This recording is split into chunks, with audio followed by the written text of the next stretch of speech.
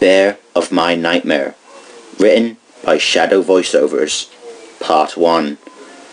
Chapter 1. The Nightmare. He was just standing there, staring right into the camera. I feared that he could see me. I feared that he was staring directly into my soul. I was so scared. Then all of a sudden, my camera view went to static. It then came back to normal, but he had gone. Where was he now? I swallowed hard and looked out from my only protection and switched on the light to see if it was there. I tried the light, but it didn't work. So I grabbed my torch and turned it on. I pointed it down the hallway, and there he was, with his back to me, breathing hard. It sounded like he was grunting. Was he trying to sniff me out? I then heard a rumble. The beast rubbed its tummy as it continued to sniff me out. And then it spoke. Come out, wherever you are. My tummy can no longer wait. Come out and fill it with your flesh.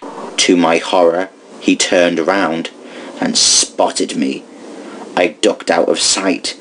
I then looked back at the bear. He just glared at me, with blood tickling his brown cheeks and dripping from his fingers. He had no eyes, and he was 8 feet tall. He laughed aloud and said, I found you. Now come here. He then charged towards me, screaming like a demon burning in hell. I slammed the door shut, only for it to be smashed down by his huge brown feet. He grabbed me and pulled me up to his eye height. He stopped and stared at me with his empty eye holes. As I tried to wiggle my way free, he then, to my horror, grew 8-inch long sharp teeth. His eyes turned blood red, and within seconds my head was crushed between his sharp teeth. Then crunch!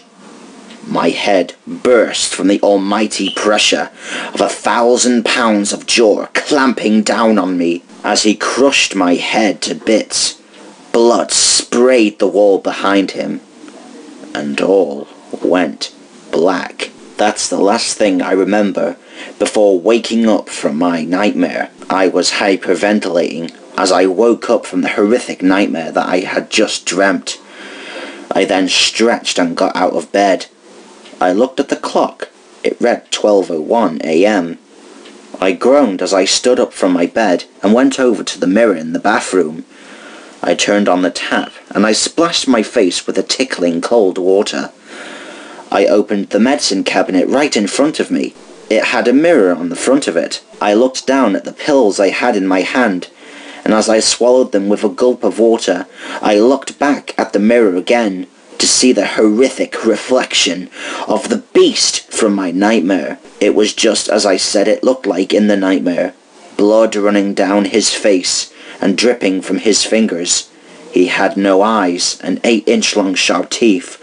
I recoiled back in fright, only to slip on a puddle of water. And as the result of me falling, I bashed the back of my head off the toilet seat behind me. I sat up, groaning as I stroked my head in pain. I looked back at the mirror again to see nothing was there.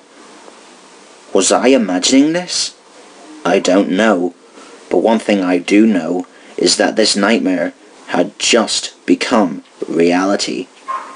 I was still scared, really scared in fact. As I went back to bed, within minutes, I drifted off to sleep.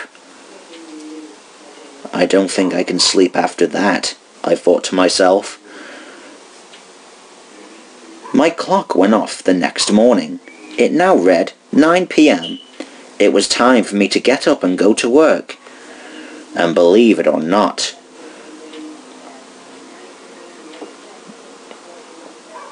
I worked in the infamous Freddy Fazbear's Pizzeria.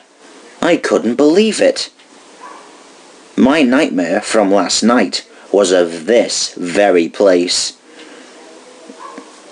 How could I dream something like that? This doesn't happen at Freddy's, does it? Well, I hope it doesn't, because I work here, and I earn a lot of money from this, so why would I dream up something like that?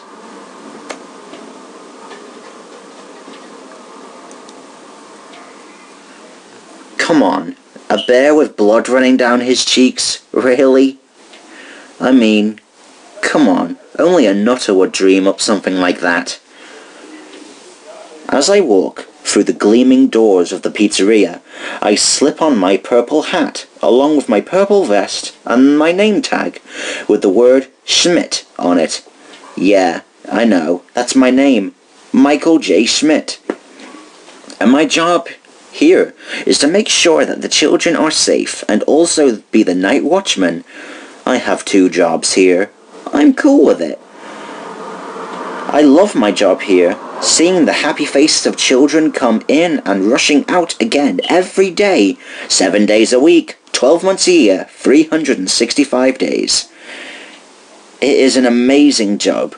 You're probably jealous of me, right? I bet you are. But let's get back to where we were. My name is Michael J. Schmidt, and I work here at Freddy Fazbear's Pizzeria, right here in Ohio, America. End of part 1.